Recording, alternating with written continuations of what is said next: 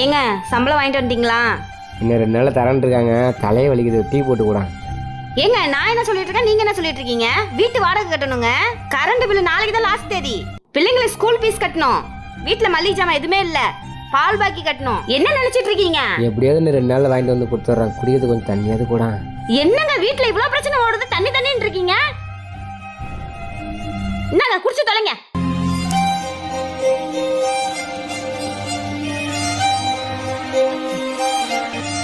இருந்தா இந்தா சம்பளம் வாங்கிட்டு வந்துட்டேன். சரிங்க. ஒரு நிமிஷம். நான் சின்ன வயசாக இருக்கும்போது எங்கள் அப்பா வேலைன்னு ஓடிட்டே இருப்பார். ஏம்பான்னு நான் கேட்பேன்.